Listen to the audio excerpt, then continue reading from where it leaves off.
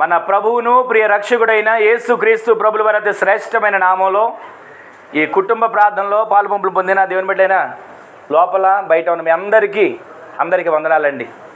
ప్రభు మిమ్మల్ని మీ కుటుంబాలను ఆశీర్వదించునుగాక. ఆమేన్. కొద్దిసేపు దేవుని మాటలు మనం ధ్యానం చేసుకుందాం. దేవుని మాట జీవం కలిగిన మాట. మనుష్యుడు రొట్టె వలన కాక దేవుని నోట నుండి వచ్చే ప్రతి మాట వలన జీవిస్తాడు.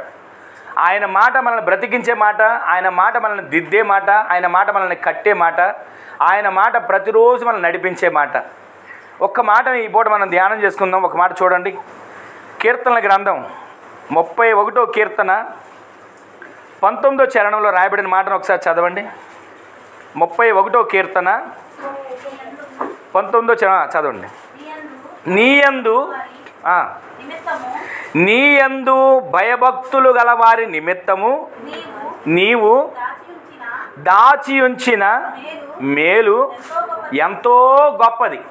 తర్వాత నరుల ఎదుట నిన్ను ఆశ్రయించు వారి నిమిత్తము నీవు సిద్ధపరిచిన మేలు ఎంతో గొప్పది.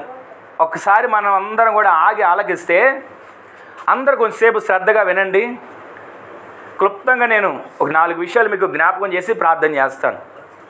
ఇక్కడ చదవబడిన మాట, మనం చదివిన మాట ఏంటంటే 31వ కీర్తన 19వ చరణంలో రాయబడిన మాట, నీయందు భయభక్తులు గలవారి నిమిత్తము నీవు దాచి ఉంచిన మేలు మామూలుది కాదంట. దావీదు భక్తుడు అంటున్నాడు, అయ్యా, ఏ కుటుంబం అయితే నీ యందు భయభక్తులు కలిగి ఉన్నారో, ఏ వ్యక్తి అయితే నీ యందు భయభక్తులు కలిగి ఉన్నారో, ఏ బిడ్డలైతే నీ యందు భయభక్తులు కలిగి ఉన్నారో, ఏ వ్యక్తి అయితే నీ యందు భయభక్తులు కలిగి ఉన్నారో, భయభక్తులు కలిగి ఉన్న వారికి నీవు దాచి ఉంచిన మేలు ఏమని రాయబడింది అక్కడ? చెప్పాలి అందరూ. ఎంతో అంటే ఎక్కువ లేదా తక్కువ? ఇంత లేదా అంత లేదా ఇదిగో ఇంత అని చెప్తారు కదా. కానీ ప్రభు ఏమన్నాడు తెలుసా? ఈరోజు ఇక్కడ కూర్చుని మాటలు వింటున్నారు చూసారా, మీ అందరి నిమిత్తం ఆయన ఎంతో గొప్ప మేలు దాచి ఉంచాడు. ఆమెను చెప్పండి. ఈ మాటలు వింటున్న మన జీవితంలో ప్రతిరోజు ఈ మాటలు మీరు ఎన్నోసార్లు విన్నా, ఒకవేళ చదివినా, ఈ మాటలు మీకు తెలిసినా, మరొక్కసారి నేను మీకు జ్ఞాపకం చేసే మాట ఏంటంటే, ఆయన యందు ఏం కలిగి ఉండాలంట? మాట్లాడాలి. భయము, భక్తి. ఈ రెండు కలిగి ఉన్న వారి కోసం దేవుడు ఏం దాస్తున్నాడు? మేలు. ఆ మేలు ఎంతది? ఎంతో గొప్ప మేలు. గొప్పోళ్ళంటే ధనవంతులు, గొప్పోళ్ళంటే ఆస్తిపరులు, గొప్పోళ్ళంటే అందచందాలు ఉన్నవాళ్ళు, గొప్పోళ్ళంటే కారు కనకం బంగళా అన్నీ ఉన్నవాళ్ళు అనుకుంటున్నాం. కానీ మనకు దేవుడు ఏం దాచించాడు తెలుసా? గొప్పగా మేలును దాచి ఉంచాడు. ఆ మేలు కూడా ఎవరికి? ఆయన యందు భయభక్తులు కలిగిన వారికి. భయము, భక్తి. మీకు ఒక మాట జ్ఞాపకం చేస్తా. మనందరం ఇప్పుడు ఇక్కడ కూర్చున్నాం కదా, దేవుని సన్నిధిగానే వచ్చి కుటుంబంలో ప్రార్థన కావచ్చు, అయినా దేవుని సన్నిధిలో మనం కూర్చున్నాం కదా. కూర్చున్న మనకి ఏముంది? ఇప్పుడు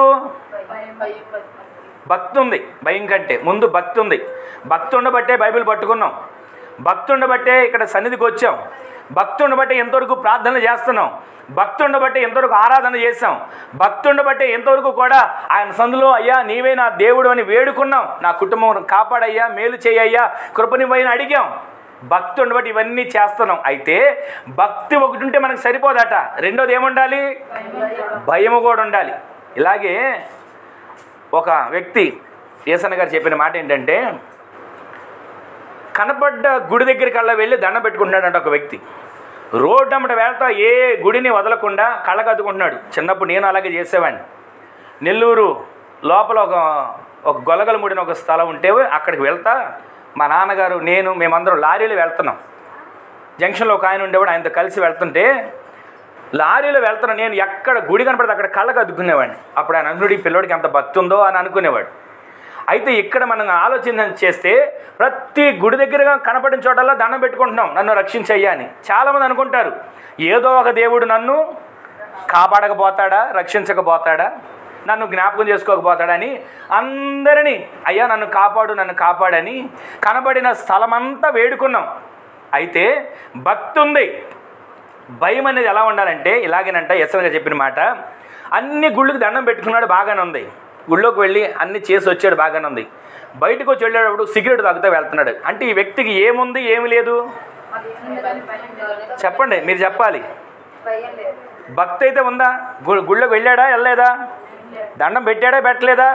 అక్కడ చేసే పనులు చేశాడు, చేయలేదు, అన్నీ చేశాడు, బాగానే ఉంది, భక్తి అయితే ఉంది. కానీ బయటకు వచ్చి ఏం చేస్తున్నాడంటే ఈ లోకంలో ఉన్నటువంటి అలవాట్లకి బానిసగా ఉన్నాడు. అంటే భయము భక్తి ఉన్న వాళ్ళని ప్రభువు వారి కొరకు దాచిన మేలు ఎంతంట? ఎంతో గొప్ప మేలు. ఈ రోజున మనం ఆ విధంగా జీవించాలని దేవుడు మనకు తెలియచేస్తున్నాడు. మనము మందిరానికి వెళ్తున్నాం, ఆరాధిస్తున్నాం, సన్నిధికి వెళ్తున్నాం, మొక్కుకుంటున్నాం, దేవుని సన్నిధికి వెళ్తున్నాం, అవసరాలు చెప్పుకుంటున్నాం. భక్తి ఒకటి మనం చేస్తే సరిపోదు, మన జీవితంలో భయము కూడా మనం కలిగి ఉంటే మన కొరకు దేవుడు దాచి ఉంచిన మేలు మన కోసం, ఈ గొప్ప మేలు, ఎంతో గొప్ప మేలు మన కోసం దేవుడు సిద్ధపరిచాడు. ఈ రోజున ఈ మాటలు వింటున్న మనందరి జీవితంలో మనము పైకి భక్తిపరులుగా కనబడడం అనేది ముఖ్యం కాదు. యథార్థవంతంగా మనం ఒక్కరమే ఉన్నప్పటికీ కూడా దేవుని సన్నిధిలో మనం రోధించి ప్రార్థించే వ్యక్తులుగా మన ఆత్మీయ జీవితం మార్చబడును గాక. మనుష్యులు ఎదుట నేను భక్తిపడని నేను కనిపించుకోవడం కాదు, నేనైనా సరే నా అంతరంగిక జీవితం నేను ఒంటరిగా ఉన్నప్పుడు దేవుని సన్నిధిలో గడుపుతున్నానా, అది దేవుడు చూస్తాడు. ఈ రోజున పైకి మనం అందరం భక్తిపరులాగా కనబడి మన ఆత్మ భక్తి లేకుండా, మంట లేకోకుండా చల్లారిపోయిన స్థితిలో ఉంటే ఏం ప్రయోజనం? ఆయన మేలు చేయాలని అనుకుంటున్నాడు కానీ మేలు చేయలేకపోతున్నాడు. ఎందుకని? రెండు మనం కలిసి ఉంటేనే ఆయన మేలు చేస్తాడు. రెండు ఏంటిది? భయము. ఈ రెండు మనలో ఉండాలి. అందుకే అక్కడ రాయబడి మాట, మీరు ఈ మాట మనసులో పెట్టుకొని ప్రతిరోజు ధ్యానించండి. ఆయన యందు భయము భక్తి గలవారికి ఆయన ఏం చేస్తాడంట? దాచి ఉంచిన మేలు దాచి ఉంచాడండి. దాచి ఉంచిన మేలు ఎంత మేలు, అది మామూలు మేలు కాదు. ఒక మాట మీకు జ్ఞాపకం చేస్తా. మన ఆత్మీయ తండ్రి దేవదాసాయి గారు చెప్పే మాట ఏంటంటే, ఒక తల్లి ఇద్దరు పిల్లలకి తీసుకొని వచ్చి ఏదో ఒక తినడానికి ఇచ్చింది. పెద్దోడికి ఒకటి ఇచ్చింది, చిన్నోడికి ఒకటి ఇచ్చింది. ఇచ్చి ఇవ్వగానే పెద్దోడు మింగేశాడు, చిన్నోడేమో చూసుకుంటే దానికే సంబరపడుతున్నాడు. ఈలోపు పెద్దోడు అది కూడా తీసుకొని లాక్కొని తినేసాడు. తినేస్తే అప్పుడు తల్లి ఏమంటది, ఆడు ఏడుస్తూ ఉంటాను చూసి, ఎరా నువ్వు తినలేవు, నీకు ఇచ్చింది కూడా జాగ్రత్త చేసుకోని తెలిసే నీకోసం ఏం చేశా? దాచి ఉంచింది. ఎందుకని? వీడు మేలు ఇచ్చినా పొందుకోలేకపోతున్నాడు, ఈ పిల్లడికి తినడానికి ఇచ్చినా తినలేకపోతున్నాడు, అన్ని వనరులు సమకూర్చినా ఆ దేవుని సన్నిధిలో అంటు కట్టబడలేకపోతున్నాడని దేవుడు ముందుగానే, ఇదిగో ఈ పరిస్థితిలో నా బిడ్డ ఉన్నాడు, ఈ పరిస్థితిలో తలడిల్లుతున్నాడు, ఈ పరిస్థితిలో కృంగిపోయి ఉన్నాడు, కనుక నా బిడ్డకి నేనేం చేయాలి? ఏం మేలు ఇవ్వాలి? దాచి ఉంచిన మేలు నా బిడ్డకి నేను దయచేస్తానని ప్రభు ఇది మనతో మాట్లాడుతున్నాడు. ఈ రోజున ఈ మాటలు వింటున్న మన జీవితంలో ఒక్కసారి ఆలోచించండి. ఎన్నిసార్లు నాకు ఏ మేలు చేయలేదు అని ఉంటాం, నాకు ఏ మేలు జరగలేదు అని ఉంటాం. ఈ రోజున దాచిన మేలు మనకు దయచేయాలంటే మనము భయము భక్తి కలిగిన వారికి మార్చబడాలి. ఇంకో మాట రాయబడి చూడండి, నరుల ఎదుట నిన్ను ఆశ్రయించే వారికి నీవు సిద్ధపరిచిన మేలు ఎంతో గొప్పది. ఒకటేమో దాచిన మేలు, ఇదేమో సిద్ధపరిచిన మేలు. సిద్ధపరిచిన మేలు ప్రతిదీ కూడా మనం పొందుకోవాలండి.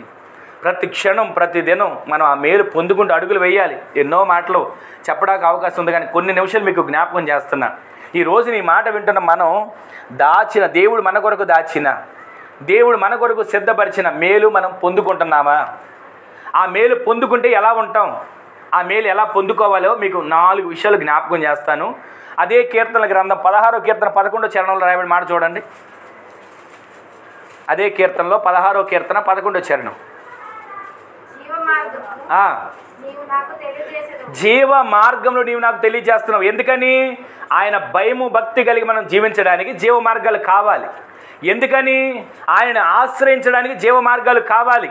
ఆ జీవ మార్గాలు తెలియచేసి అని అంటాడు, నీ సన్నిధిని సంపూర్ణ సంతోషము కలదు, నీ కుడి చేతిలో నిత్యము సుఖములు కలవు. గట్టిగా దేవుని స్తోత్రం చెప్పండి ఒకసారి. హల్లెలూయా. మూలవాక్యం మనం వింటున్నాము, దాన్ని మీరు మనసులో పెట్టుకోండి.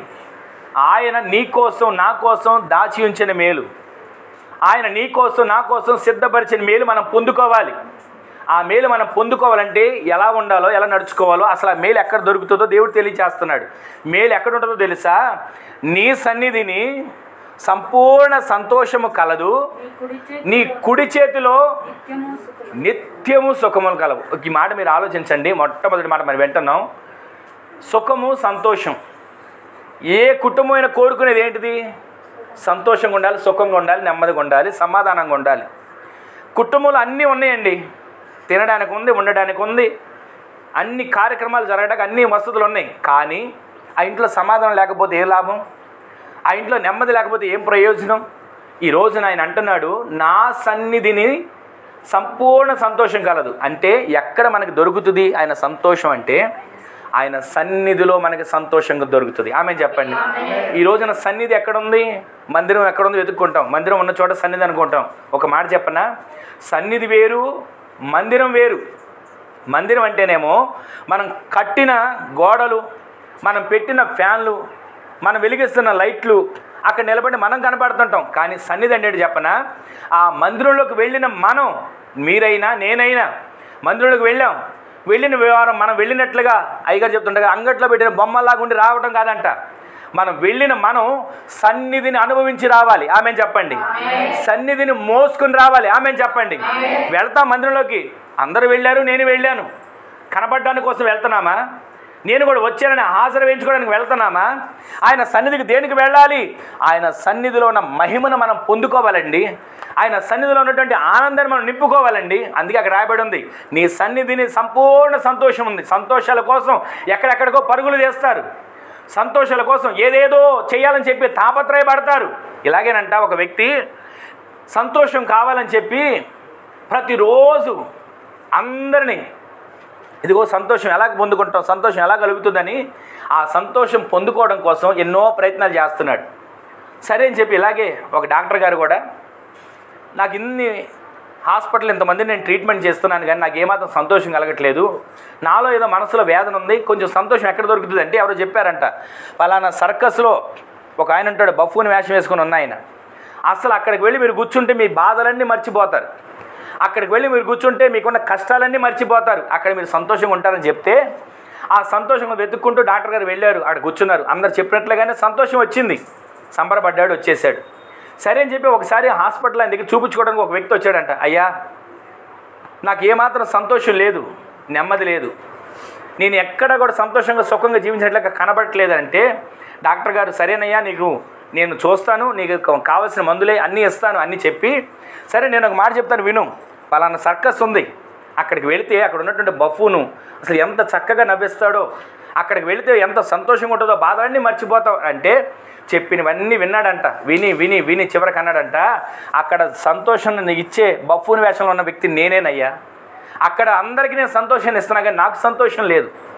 అందరూ సంతోషంగా ఉంటున్నారు కానీ నాకు సంతోషం లేదు. ఈ రోజున సంతోషం ఎక్కడ దొరుకుతుందని, ఇదిగో పలానా సర్కస్కి వెళ్తే సంతోషం, లేదా పలానా సినిమాకి వెళ్తే 3 గంటల సంతోషం, పలానా పార్కుకి వెళ్తే కాసేపు సంతోషం, పలానా స్థలానికి వెళ్తే, లేదా ఏదైనా మందిరానికి వెళ్ళి కాసేపు కనబడి వచ్చేస్తే సంతోషం అనుకుంటున్నారు. కానీ సంతోషం ఈ లోక సంబంధమైన వాటిలో మనకి కలగదు. ఇక్కడ రాయబడిన మాట, ఆయన నీకు దాచిన మేలు ఇవ్వాలన్నా, ఆయన మీకు సిద్ధపరిచిన మేలు ఇవ్వాలన్నా నీవు మొట్టమొదటిదిగా ఆయన సన్నిధిలో కనబడే వ్యక్తిగా మార్చబడుదువుగాక. ఆయన సన్నిధిలోకి వెళ్ళగానే నీ హృదయాన్ని నీళ్లు కొమ్మరించేలాగా కొమ్మరించాలి. ఏదో వెళ్ళానండి, కాసేపు కూర్చున్నాను, కాలు కదపకోకుండా కాసేపు అక్కడ కూర్చొని వచ్చేసాను, అయిపోయిందని అనుకోవడం కాదంట. మనం సన్నిధిలోకి వెళ్ళినప్పుడు ఆయన సన్నిధిని మనం అనుభవించేటట్లుగా ప్రభు మనం నింపునుగాక. మందిరం అంటేనేమో మనం వెళ్ళే మందిరం, కానీ సన్నిధి అంటే అక్కడ మనం మోకరించినప్పుడు, చేతులెత్తి ప్రార్థిస్తున్నప్పుడు, వాక్యాన్ని వింటున్నప్పుడు, ఆరాధన చేస్తున్నప్పుడు దేవుని ప్రత్యక్షతను మనం పొందుకునేటట్లుగా సన్నిధిలోని అనుభవాన్ని మనం పొందుకుందుముగాక. వెళ్ళి వచ్చేయడం అందరూ చేస్తారండి, వెళ్ళి కనబడొచ్చేటప్పుడు అందరూ ఉంటాం కానీ అక్కడికి వెళ్ళిన మనం వెళ్ళేటప్పుడు సమస్యలతో వెళ్తాం, వెళ్ళేటప్పుడు బాధలతో వెళ్తాం, వెళ్ళేటప్పుడు దుఃఖంతో వెళ్తాం, వెళ్ళేటప్పుడు ఏదో ఒక ఇంట్లో గొడవపడి వెళ్తుంటాం.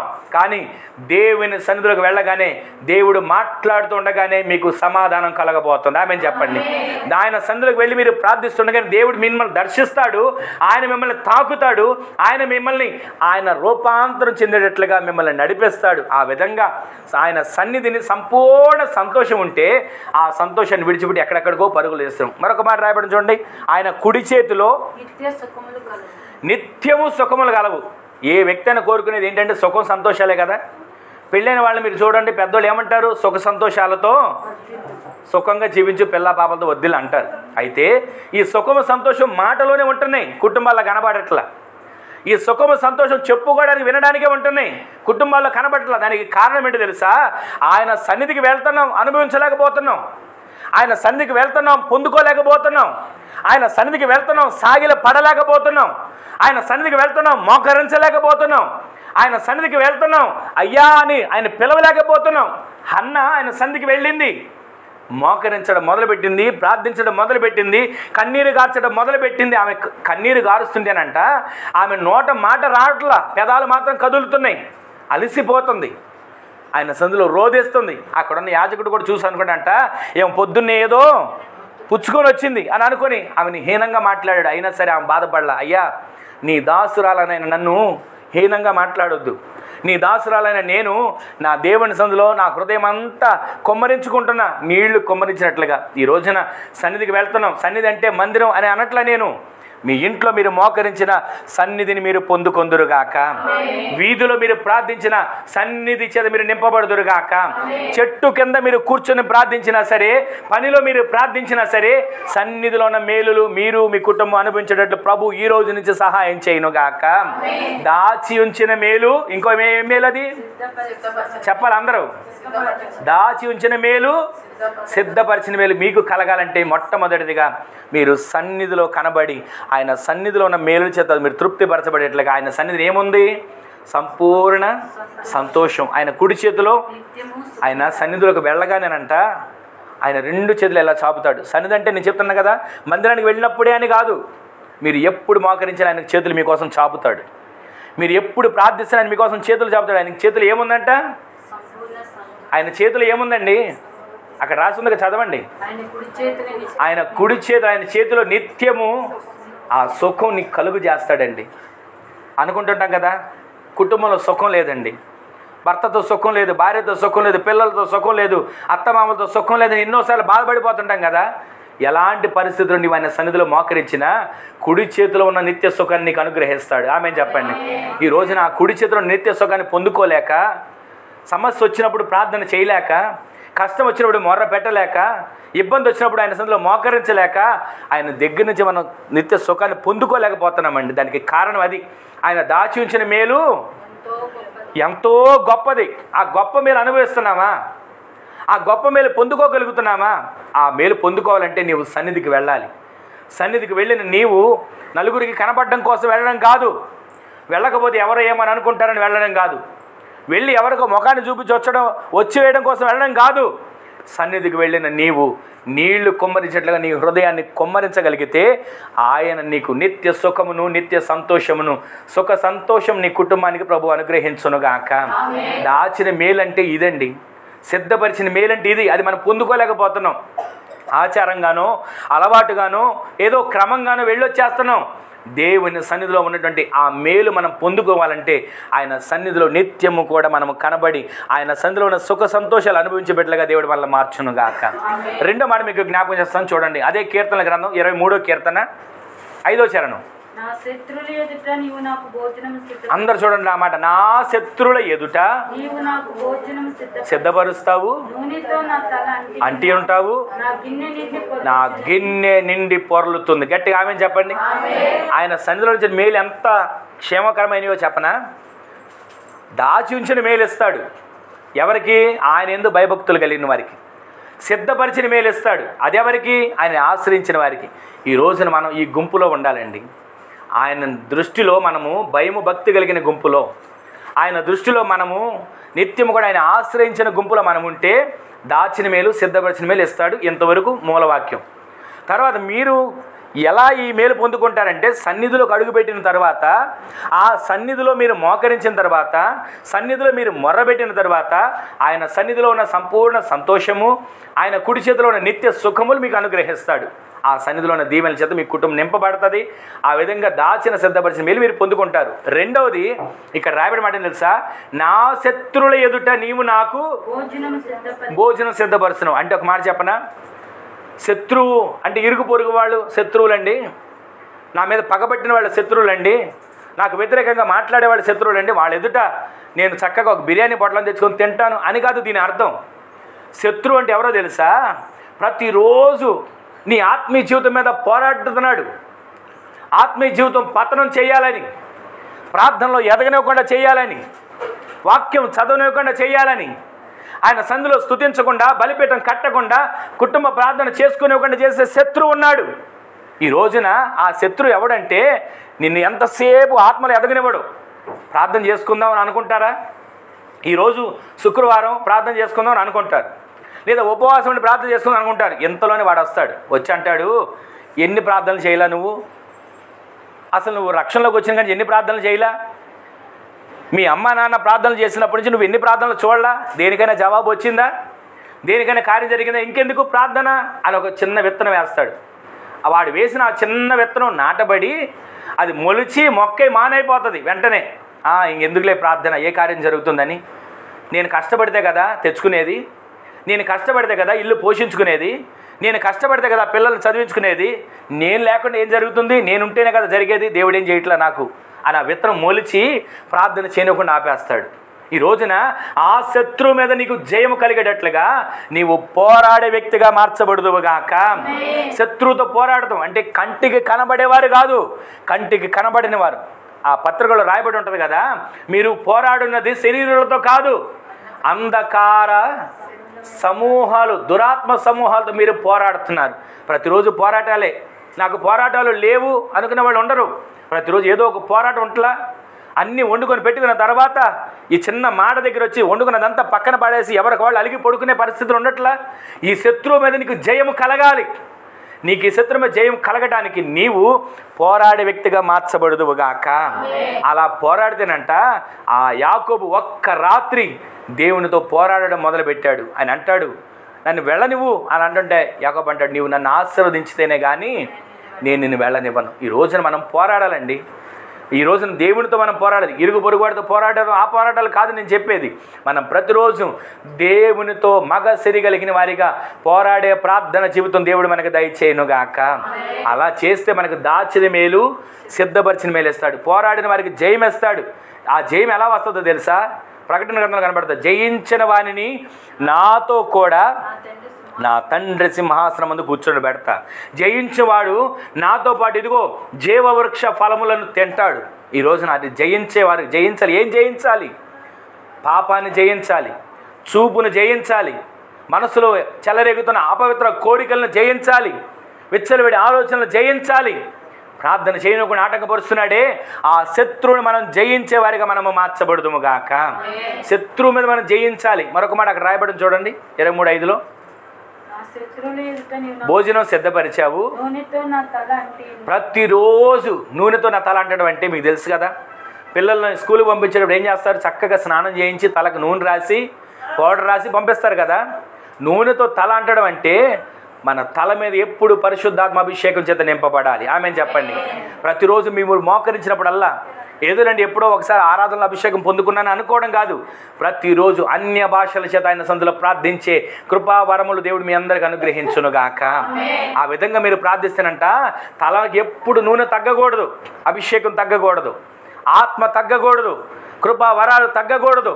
ప్రతిరోజు నా తల నూనెతో అంటి ఉన్నాము, ఆయన అంటుతాడు. ప్రతిరోజు అభిషేకం చెందిపుతాడు. మరొక మాట రాయబడి చూడండి, నా గిన్నె నిండి పొర్లుతుంది. ఈ మాటకు అర్థం చెప్పనా?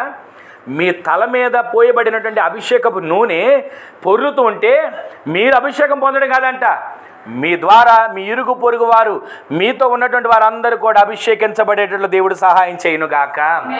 అక్కడ ఒక చోట సౌలు సమూయేలు ప్రవక్త చెప్పినట్లుగా ఒక కొండకు వెళ్ళాడు. వెళ్ళి కొన్ని గుర్తులు చెప్తాడు. ఇదిగో నువ్వు పలానా చోటకు వెళ్ళు, పలానా దారి వస్తుంది, ఫలానా సమాధుల దొడ్డి వస్తుంది, ఫలానా చోటుకు వెళ్ళి ఒక సమూహం వస్తుంది.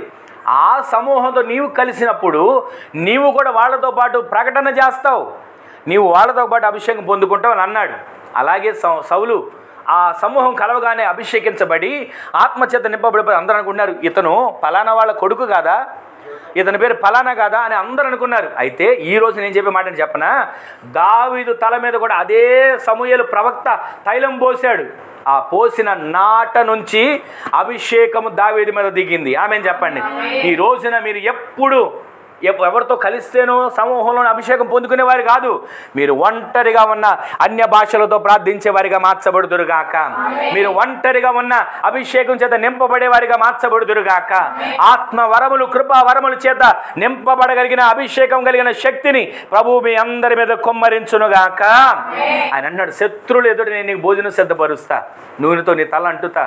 మరొక మాట అంటున్నాడు కదా, నా గిన్నె నిండి నీ అభిషేకం నీతో ఆగిపోదు, నీ బిడ్డల తరతరాలు ఆ అభిషేకం పొంగుతూ పొర్లుతూ ప్రవహిస్తూ ఉన్నట్లుగా నా దేవుడు సహాయం చేయనుగాక.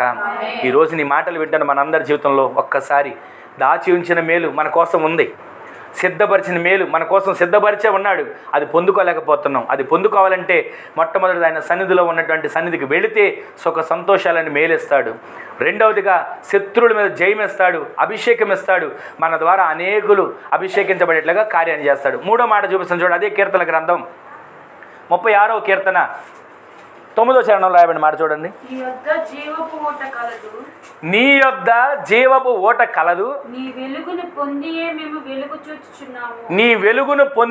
మేము వెలుగు చూచుచున్నాము. మరొకసారి ఆ మాట చదవండి. నీ యొద్ద జీవపు ఓట కలదు, నీ వెలుగును మేము పొందే మేము వెలుగును చూస్తున్నాం. అయ్యా, నీ యొద్ద జీవపు ఓట ఉంది. ఆ జీవపు ఓటలో నుంచి మేము వెలుగును పొందుకుంటున్నాం. ఆ పొందుకున్న వెలుగు నుంచి మేము వెలిగించబడుతున్నాం. ఆ మాటకి అర్థం ఏంటంటే, మనకు ఒక జీవపు ఓట ఉంది. ఆ జీవపు ఓట అంటే చెప్పనా, ప్రతిరోజు వాక్యం అనే ఈ జీవం కలిగిన ఈ ఓట ప్రతిరోజు మీ దగ్గరికి వస్తుంది, మీ ఇంట్లోకి వస్తుంది, మీరు మాట్లాడే ఫోన్లోకి వస్తుంది, మీరు పెట్టుకునే టీవీలోకి వస్తుంది, మీరు నడిచి వెళ్తున్న స్థలంలో వినపడుతుంది. జీవపు ఓట మిమ్మల్ని వెంబడిస్తూనే ఉంటుంది. ఒకసారి ఇశ్రాయేలు ప్రజలు అంటారు కదా, బండలో నుంచి నీరు ప్రవాహం వల్ల వస్తే ఆ బండలో నుంచి వచ్చిన నీరట ఇశ్రాయేలు ప్రజలు వెంబడిస్తూనే ఉంది.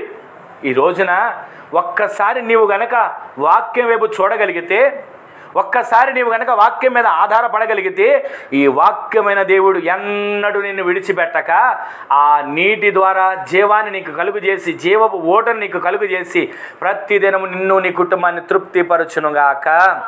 జీవపు ఓట అనే మాటకి మీకు ఒక అర్థం చెప్తాను. యోహాను సువార్తలో ఒక మాట రాయబడుతుంది, 7వ అధ్యాయం 38 వచ్చిన 39 వచ్చిన ఒక మాట చదవండి. యోహాను సువార్త 7వ అధ్యాయం 38, 39.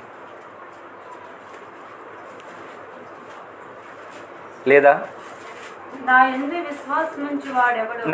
విశ్వాసముంచువాడు ఎవడో లేఖనము చెప్పినట్లు వాని కడుపులో నుండి జీవజల నదులు పొర్లి పారతాయి చెప్పాడు.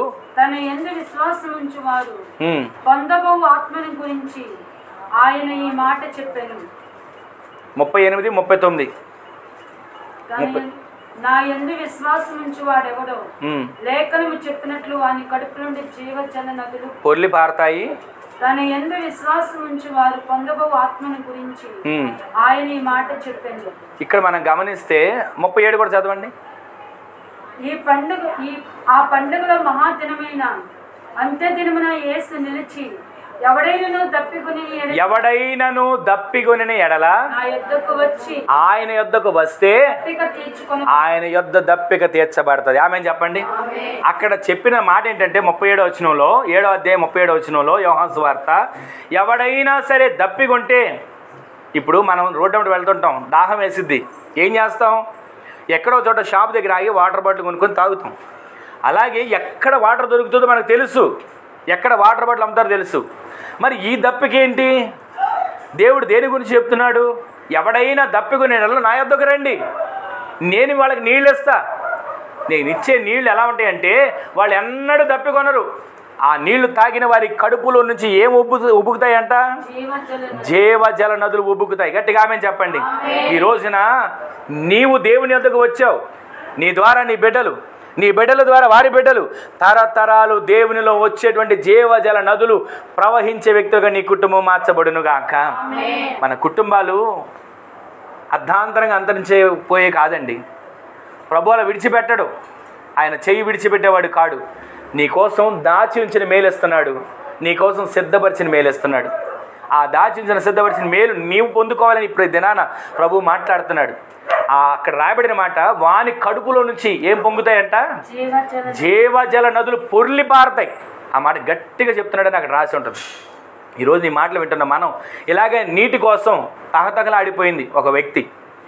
తాగడానికి నీళ్లు లేక బయలుదేరుతున్నటువంటి ప్రయాణంలో కొంచెం నీళ్లు కొంచెం ఆహారం ఇస్తే వాటిని తీసుకుని బయలుదేరి నీళ్ళ తిత్తులో ఉన్న నీళ్ళన్నీ అయిపోయిన తర్వాత అప్పుడు దేవుని వైపు తిరిగి, ఏం చేసావయ్యా, నాకు తాగడానికి నీళ్ళు లేవు, ఏమైపోయావు నువ్వు అన్నట్లుగా మాట్లాడుతూ పిల్లవాడు చేతిలో ఉన్న పిల్లవాడు అక్కడ పడేసి వీడి చస్తాడులే అన్నట్టుగా వదిలేస్తే చిన్న పిల్లవాడు పెట్టిన మొర్రకి అక్కడికి దేవుని దూత దిగి వచ్చి, హాగరు ఏమొచ్చింది నీకు, ఎందుకు ఏడుస్తున్నావు అని మాట్లాడిన మాటల్లో ఆమె అప్పుడు చెప్పిన బాధను బట్టి ఇదిగో అక్కడే నీళ్ళు ఉన్నాయి, చిన్నవాడి మొర్రని నేను విన్నా అని అన్నాడు కదా. ఆ మాట మీకు ఎందుకు జ్ఞాపకం చేస్తాను చెప్పనా? మన ఇంట్లో ఉన్నటువంటి పిల్లలు మొర్ర పెడితే దేవుడు వింటాడు. ఆమెను చెప్పండి. వారు చిన్న పిల్లలా పెద్ద పిల్లలా అని కాదు, మన ఇంట్లో ఉన్న పిల్లలు. ఆ రోజు హాగరు పిల్లవాడు ఇష్మాయేలు మొర్ర పెట్టాడు, దేవుడు విన్నాడా లేదండి? చెప్పండి. ఇష్మాయేలు మొర్ర పెడితే దేవుడు విని దూతను పంపిస్తే వాళ్ళ దాహం తీర్చబడింది, నీటి ఓట అక్కడే ఉంది. ఈ రోజున మీ ఇంట్లో ఉన్నటువంటి పిల్లలు మొర్ర పెట్టే పిల్లలుగా మార్చబడుదురు గాక, ప్రార్థించే పిల్లలుగా మార్చబడుదురు గాక. మీకు సమస్య వచ్చిందనుకోండి, ఎక్కడికో మీరు పరిగెత్తక్కర్లా, మీ పిల్లలు మోకరింప చేయండి, వాళ్ళతో ప్రార్థన చేయించండి, అద్భుతమైన కార్యం దేవుడు మీ కొరకు జరిగించును గాక. విశ్వసించండి. ఏ సమస్య వచ్చినా, బలహీనత వచ్చినా మీ కుటుంబంగా కూడుకోండి, పిల్లల్ని కూర్చోబెట్టండి, అవసరమైతే ఇరుగు పొరుగు పిల్లల్ని కూడా తీసుకురండి, పిల్లలందరితో కలిసి స్తుతులు చెల్లించండి. అక్కడ దేవుడు మీ కొరకు ఒక ద్వారాన్ని తెరవబోతున్నాడు. ఏ సమస్య వచ్చినా ఎక్కడికి పరిగెత్తను, ఎవరి దగ్గరికి వెళ్ళను, ఎవరు ప్రవచనాలు చెప్తున్నారు, ఎవరు కళ్ళు మూసుకొని నాలో ఉన్నది చెప్తున్నారు, అలా పరుగులు ఏ అవసరంలో బాను మీ పిల్లలను కూర్చోబెట్టండి, వాళ్ళతో ప్రార్థన చేయించండి. మీ పిల్లలు చేసిన ప్రార్థన ద్వారా మీకు అద్భుతాలు మీ కుటుంబంలో దేవుడు జరిగించునుగాక. ఇష్మాయేలు మొర్ర పెడితేనే దేవుడు దిగొచ్చాడు కదండి. ఆ చిన్నవాడున్న చోట మొర్ర పెట్టాడు, అక్కడికి దేవుని దూత దిగి వచ్చాడు. ఎక్కడో లేదు ఓట, అక్కడే నీటి ఓట ఉంది. హాగరు ఆ నీటి ఓటను పట్టుకొని నీ పిల్లోడు తాగించి నువ్వు కూడా తాగు, బ్రతకండి. ఆ పిల్లోని ఒక జనంగా చేస్తున్నా, ఆ పిల్లోని ఒక గొప్ప జనంగా నేను చేయబోతున్నా. ఇది దాచిన మేలు కాదా?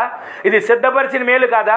ఈ రోజున మీరు ఒక్క క్షణం సమస్య వచ్చినప్పుడు ఎటు మనం పరుగులు తీయక్కర్లా, సమస్య వచ్చినప్పుడు ఎవరి వైపు మనం చూడక్కర్లా. దేవుని మీద మనం ఆధారపడి ఆయన ఆశ్రయించగలిగితే, భయము భక్తి కలిగి మనం జీవించగలిగితే, మనం ఉన్న చోటే దేవుడు నీటి ఓటను తెరుస్తాడు. ఆమెను చెప్పండి. మనం ఉన్న చోటే మన సమస్యను పరిష్కరిస్తాడు. ఆమెను చెప్పండి. ఈరోజు నీ మాటలు వింటున్నా, మనందరి జీవితంలో జీవపు ఓట, ఆ జీవపు ఓట అయిన ఈ వాక్యం యొద్దకు మనం రాగలిగితే, ఈ వాక్యమైన దేవుడు మనలను నిత్యము నడిపించే సారథిగా మార్చబడును గాక. మరొక మాట మీకు జ్ఞాపకం చేస్తాను. అదే యోహాను సువార్త ఇప్పుడు 7వ అధ్యాయం చదివాం కదా. కొంచెం వెనక్కి వస్తే 4వ అధ్యాయంలో ఒక స్త్రీ ఉంటుంది. ఆ స్త్రీ ప్రతిరోజు నీళ్లు తెచ్చుకోవడానికి బావి దగ్గరికి వెళ్ళేది. అలా వెళ్ళినటువంటి పరిస్థితుల్లో యేసుక్రీస్తు ప్రభువారు ఒకరోజు అక్కడ బావి దగ్గరికి వచ్చాడు. ఆమె నీళ్లు తోడుకుంటూ ఉన్న సమయంలో యేసుక్రీస్తు ప్రభువారు ఆమెను చూసి, అమ్మా దాహానికి కొంచెం నీళ్ళు ఇవ్వవా అనగానే, ఆమె నీళ్ళు ఇస్తే ఇవ్వాలి, లేదా వెళ్ళకుండా వెళ్ళాలి. ఆమె ఏమందో తెలుసా? అయ్యా మేమేమో సమరయులు, మీరేమో యూదులు సమరయులతో కలవరు కదా, వాళ్ళు ఇచ్చింది వీళ్ళు తినరు, వీళ్ళు ఇచ్చింది వాళ్ళు పుచ్చుకోరు కదా, నన్ను నీళ్ళు అడుగుతున్నావు ఏంటయ్యా అని అంటే, అప్పుడు యేసుక్రీస్తు ప్రభువారు ఒక మాట అంటారు, అమ్మా నీవిచ్చే నీళ్లు కాసేపుడికి నాకు మళ్ళా దాహం వేస్తుంది, కానీ నా దగ్గర ఒక నీళ్ళు ఉన్నాయి, ఆ నీళ్లు నేను ఇస్తే ఇక నీవు ఎన్నటికీ. ఆ మాట తీసిన చూడండి 4వ అధ్యాయంలో వచనం చెప్పండి. 4:13 అందరూ చూడండి. అందుకు యేసు, ఈ నీళ్లు త్రాగు ప్రతివాడును, నేను ఇచ్చి నీళ్ళు అన్నాడు చూడండి పైన, త్రాగువాడెప్పుడునూ దప్పికొనడు. నేనిచ్చే నీళ్లు తాగేవాడు ఎప్పుడు దప్పికొనడు. ఆ మాట అందరూ చదవండి, మీరు బైబిల్ చూసినట్టు చదవండి. నేనిచ్చు నీళ్లు త్రాగువాడెప్పుడునూ దప్పికొనడు. నేనిచ్చే నీళ్లు తాగేవాడు ఎప్పుడు దప్పికొనడు. నేను వానికిచ్చు నీళ్లు నిత్య జీవమునకై. నిత్య జీవము కలిగిన నీళ్లు నీ కొరకు దేవుడు ఇచ్చునుగాక. ఈ రోజు నీ మాటలు వింటున్నాం, దాహం దాహం అనుకుంటున్నాం. ఒక మాట చెప్పనా, దాహం అంటే తాగే నీళ్ళ గురించి కాదు, మన ఆత్మ దాహాన్ని మనం గుర్తించాలి. శరీరం దాహం వేసిన వెంటనే తీసుకుని వెళ్ళి బాటిల్ నీళ్లు తాగుతామండి. మరి ఆత్మకు రోజు దాహం వేస్తుంది. ప్రార్థన అనే దాహం, నశించిపోతున్న ఆత్మల రక్షణ అనే దాహం, నీ ఆత్మ దీపం వెలిగించబడాలనే దాహం. ఆ దాహం తీరుతుందా? ఆ దాహం తీరడానికి నీవు మోకరించాలి. ఆ దాహం తీరడానికి నీవు దేవునితో ఐక్యపడాలి. ఆ దాహం తీరడానికి నీవు దేవునితో సహవాసం చెయ్యాలి. ఆ విధంగా నీవు మార్చబడగలిగితే ఆయన దాచి ఉంచిన సిద్ధపరిచిన మేలు నీ కొరకు దేవుడు అనుగ్రహించునుగాక. చాలా మాటలు ఉన్నాయి, సమయం చాలా అవుతుంది. చివరి మాట నేను చదివించి ముగించేస్తాను. చూడండి, 73వ కీర్తన 26వ చరణం. ఆ ఒక్క మాట చదివి నా హృదయము క్షీణించిపోయినను. 73వ కీర్తన 26వ వచనం చదువుతున్నారు అందరూ. చూడండి, నా శరీరము నా హృదయము క్షీణించిపోయినను దేవుడు నిత్యము నా హృదయమునకు ఆశ్రయ దుర్గమును శ్వాసమునై ఉన్నాడు. నా శరీరమును నా హృదయమును క్షీణించిపోయినను దేవుడే నిత్యము నా హృదయమునకు ఆశ్రయమును దుర్గమునై ఉన్నాడు. ఆమెను చెప్పండి గట్టిగా. మొదటిది, ఆయన సన్నిధిలోకి వెళ్తే సుఖ సంతోషాలని మేలేస్తాడు. రెండవది, నీ శత్రువుల మీద జయమేస్తాడు, నిన్ను అభిషేకిస్తాడు. నీలో ఉన్న అభిషేకం ద్వారా అనేకులు ఆత్మ పొందుకునేట్లుగా చేస్తాడు. మూడోది, జీవపు ఓటైన దేవుని దగ్గరకు వస్తే నీ ప్రతి అవసరత దేవుడు తీరుస్తాడు. అది బలహీనత కావచ్చు, అవసరత కావచ్చు, ఆర్థిక ఇబ్బందులు కావచ్చు, సమస్యలు కావచ్చు, ప్రతిదీ ఆ జీవపు ఓటైన దగ్గరికి వస్తే తీరుస్తాడు. ఇవన్నీ బాగానే ఉన్నాయి. చివరిది ఏంటో చెప్పనా, నా శరీరము నా హృదయము క్షీణించిపోయినా సరే, ఒక మాట వినండి, ఈ మాట అందరూ వినండి, నా శరీరము నా హృదయం క్షీణించిపోయినా సరే నా దేవుడే నాకు ఆశ్రయ దుర్గమై ఉన్నాడు. ఆమెను చెప్పండి. నా దేవుడే నాకు నిత్య స్వాస్థ్యమై ఉన్నాడు. ఆమెను చెప్పండి అని నిరీక్షణ కలిగి ఆ మాట పలుకుతున్నాడండి. ఈ మాటలు పలుకుతున్న భక్తులు ఎంతగా వాళ్ళు అనుభవించి ఈ మాట పలుకుంటారు. నా శరీరం క్షీణించిపోయినా నా హృదయం క్షీణించిపోయినా. మనకొక మాట మీకు జ్ఞాపకం చేయనా, శరీరం క్షీణించిపోవడం తెలుసు మనకి. చిన్నప్పుడు ఉన్నటువంటి శరీరం, కొంచెం పెరిగిన తర్వాత మారిన శరీరం, వయసు వచ్చినప్పుడు ఉన్నటువంటి శరీరం, కొంచెం వయసు పెరిగే కొద్దిగా ముదిమి వచ్చేటప్పుడు ఉన్న శరీరానికి మార్పు వస్తుంది, ముడతలు పడుతుంది, క్షీణించిపోతుంది. శరీరంలో సత్తు తగ్గుతుంది, ఓపిక తగ్గుతుంది, నశించిపోయే దేహంగా మార్చబడుతుంది. అయితే ఇక్కడ రాసిన మాట ఏంటి తెలుసా, నా శరీరం క్షీణించిన అని అన్నాడు కదా. తర్వాత ఇంకొక మాట అంటాడు, నా హృదయము.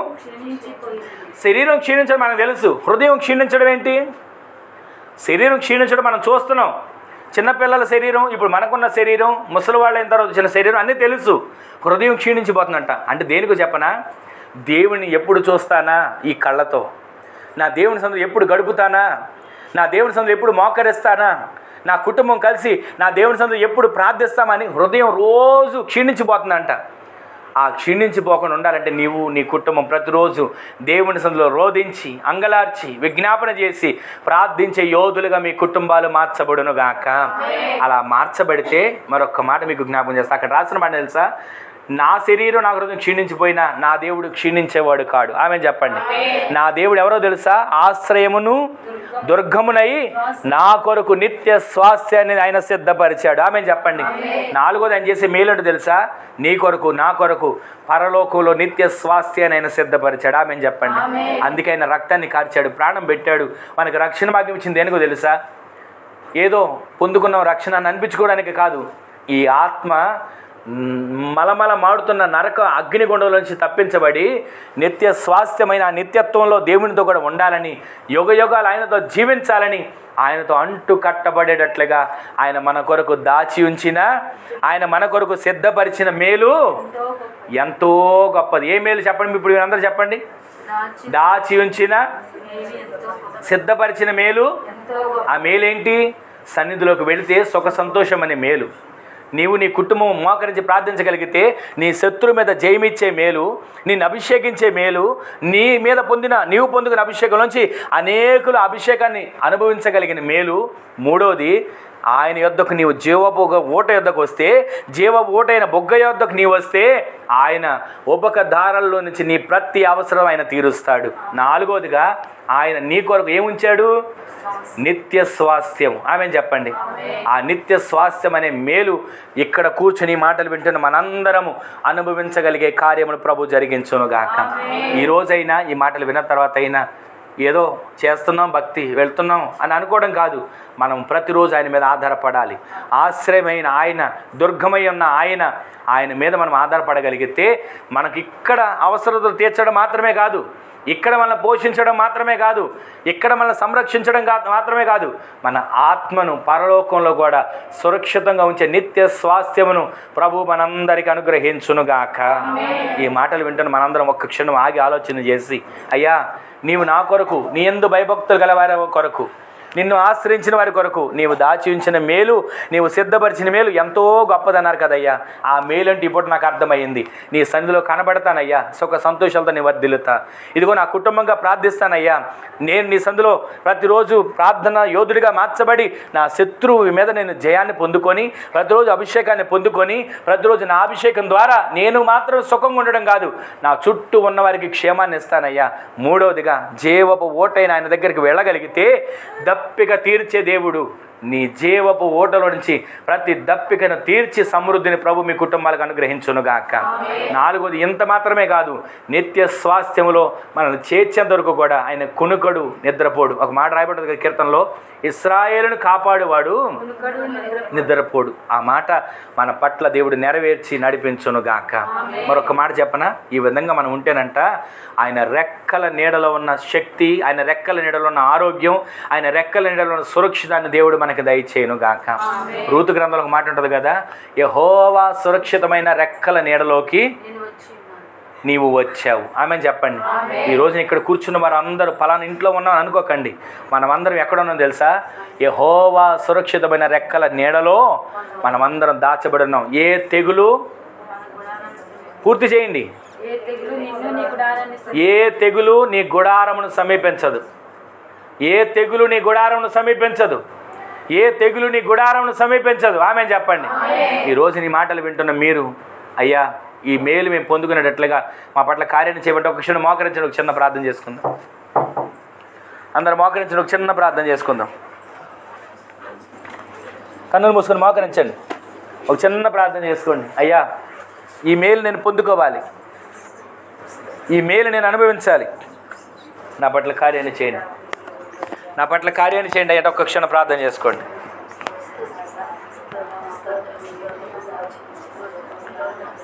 చేసుకోండి, ఒక్క క్షణం ప్రార్థన చేసుకోండి. ఆయన నీ కొరకు దాచి ఉంచిన, ఆయన నీ కొరకు సిద్ధపరిచిన మేలు ఎంతో గొప్పది. ఆ మేలు నీవు పొందుకోవాలంటే భయము, భక్తి కలిగి ఉండాలి. ఆ మేలు నీవు పొందుకోవాలంటే ఆయన ఆశ్రయించాలి.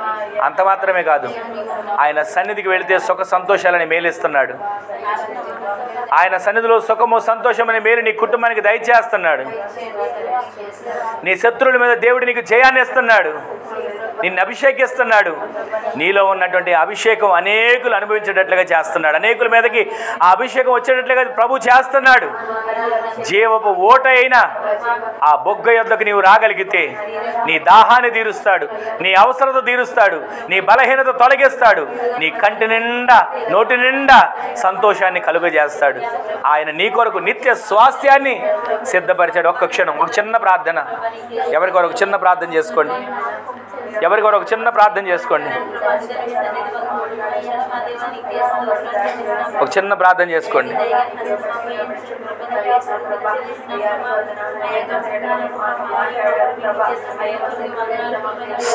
స్తోత్రం, స్తోత్రమయ్యా, స్తోత్రమయ్యా, స్తోత్రమయ్యా.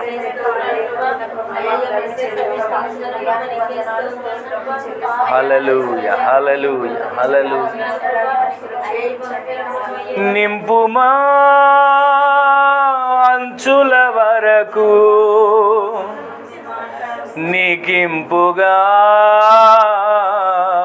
మార్చబడుటకు, నింపుమా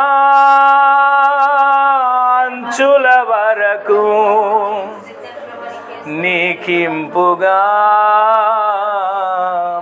మార్చబడుటకు రాతి కుండను నేను ఖాళీ అయి ఉన్నాను రాతి కుండను నేను ఖాళీ అయి ఉన్నాను నింపుమా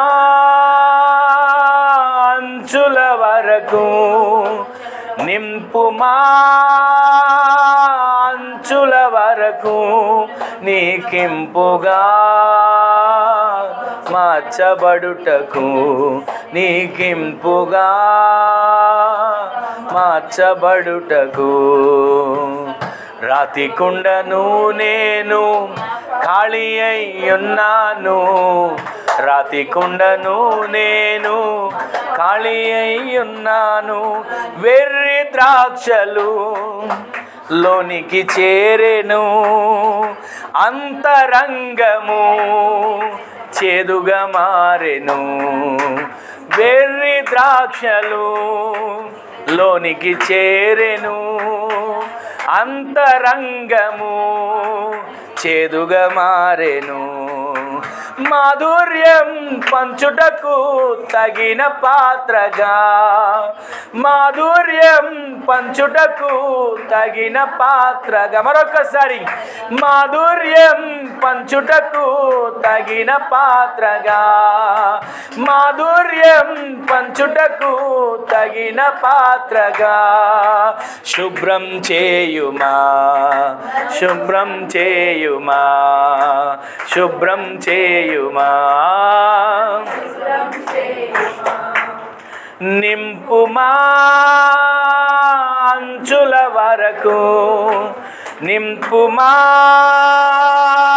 అంచుల వరకు నీకింపుగా మార్చబడుటకు నీకింపుగా మార్చబడుటకు రాతి కుండను నేను ఖాళీ అయి ఉన్నాను రాతి కుండను నేను ఖాళీ అయి ఉన్నాను జీవడంబము మిగిలి ఉండెను లోక స్నేహము చెరుపుచుండెను జీవడంబము మిగిలి ఉండెను లోక స్నేహము చెరుపుచుండెను మాలిన్యం ఏమాత్రం అంటకుండగా మాలిన్యం ఏమాత్రం అంటకుండగా మాలిన్యం ఏమాత్రం అంటకుండగా మాలిన్యం ఏమాత్రం అంటకుండగా భద్రం చేయుమా నన్ను భద్రం చేయుమా భద్రం చేయుమా నన్ను భద్రం చేయుమా నింపుమా అంచుల వరకు నింపుమా అంచుల వరకు నీకింపుగా మార్చబడుటకు నీకింపుగా మార్చబడుటకు రాతి కుండను నేను ఖాళీ అయి ఉన్నాను రాతి కుండను నేను ఖాళీ అయి ఉన్నాను నింపుమా అంచుల వరకు నింపుమా అంచుల వరకు నీకింపుగా మార్చబడుటకు నీకింపుగా మార్చబడుటకు నీకింపుగా మార్చబడుటకు రాతి కుండను నేను ఖాళీ అయి ఉన్నాను రాతి కుండను నేను ఖాళీ అయి ఉన్నాను. ప్రార్థన చేసుకుందాం. ప్రార్థన. జీవము కలిగిన దేవా, మీకు వందనాలు, స్తుతులు, స్తోత్రాలు చెల్లిస్తున్నాను. ఇప్పటివరకు నైనా మీరు జన్మనిచ్చినందుకు కోరికను బట్టి వందనాలు, స్తుతులు, స్తోత్రాలు చెల్లిస్తున్నాం. మాటల ద్వారా నీ నామానికి మహిమ కలుగు చేశారు తండ్రి. స్తుతుల ద్వారా, యేసు రక్త ప్రోక్షణ ద్వారా, ప్రార్థన విన్నపాన్ని బట్టి నైనా మీ సేవకుని నిలబెట్టుకుని నాతో మాతో మీరు మాట్లాడిన ప్రతి మాటను బట్టి వందనాలు చెల్లిస్తున్నాం. ఎవరైతే నీ యందు భయభక్తులు కలిగి ఉంటారో ప్రభా, వారికి మీరు దాచిన మేలు, సిద్ధపరిచిన మేలు ఎంతో గొప్పదన్నారు. మీ సన్నిధిలో ఉన్న సుఖ సంతోషము, సంపూర్ణ సంతోషాన్ని ఇస్తానన్నారు. శత్రువుల మీద విజయాన్ని ఇస్తానన్నారు. నైనా మా కింది నిండి పొంగి పొర్లి అభిషేకాన్ని ఇస్తానన్నారు. వారి తరమే కాదు ప్రభా, తరతరాలు దీవించబడే ఆశీర్వాదం, అభిషేకాన్ని మీరు ఇస్తానని మీరు చెప్పారు ప్రభా. అదే విధంగా తండ్రి మీ యొక్క జీవపు ఓట కలదన్నారు. ఆ ఓటను బట్టి నైనా మమ్మల్ని మీరు తృప్తిపరుస్తానన్నారు ప్రభా. ఆ ఓటనులో ఉన్నటువంటి ఆశీర్వాదం, ఆ జీవ జల నదులు నైనా పొంగి ప్రవహించబడతాయని సెలవిచ్చారు. మీరే మాకు శ్వాసమై ఉంటానని సెలవిచ్చారు ప్రభా. మీరే మా ఆశ్రయ దుర్గమునై ఉంటానని సెలవిచ్చారు ప్రభా. ఎంత మంది బిడ్డలనైనా వాక్యాన్ని విన్నారో వారు నీరు కట్టి ఫలింపజేయమని ప్రార్థన చేస్తున్నాం తండ్రి. ప్రతి వాని నైనా హృదయంలోనైనా వాక్యాన్ని నైనా వ్రాసుకొని భద్రపరచుకొని నమరవేసుకునే భాగ్యాన్ని దయచేయమని స్తుతి చెల్లిస్తున్నాం. ఈ కోడికను బట్టి కుటుంబానికి, బిడ్డలకి, కూడి వచ్చిన ప్రతి ఒక్కరికి దీవెన కలుగొచ్చేయమని స్తుతి చెల్లిస్తూ, మీ సేవకులు మీరు వాడుతున్న విధానాన్ని బట్టి మీ కృతజ్ఞతాస్తుతులు చెల్లిస్తూ యేసు నామమున అడుగుచున్నాం తండ్రి. ఆమేన్, ఆమేన్, ఆమేన్. మన తండ్రి అయిన దేవుని యొక్క ప్రేమ, కుమారుడును ప్రభు అయిన యేసుక్రీస్తు వారి యొక్క కృప, మహాకనికరం, పరిశుద్ధాత్మ దేవుని యొక్క అన్యోన్య సహవాసమైన సన్నిధి ఇప్పుడును ఎల్లప్పుడును మనకును మనవలే ప్రార్థించే సకల పరిశుద్ధులకు ఈ దినాన ఆయన సన్నిధిలో కూడిన ప్రతి వానికి, వారి కుటుంబాలకు, మరి ముఖ్యంగా దుర్గారావు, మేరీ రాణి బిడ్డల కుటుంబానికి కలిగిన సమస్తానికి కృపా సమాధానములు సదాకాలం సమృద్ధిగా తోడై ఉండునుగాక. ఆమేన్. హల్లెలూయా, హల్లెలూయా, హల్లెలూయా. అందరికీ వందనాలండి. ప్రభు మిమ్మల్ని మీ కుటుంబాలను ఆశీర్వదించునుగాక. ఆమేన్.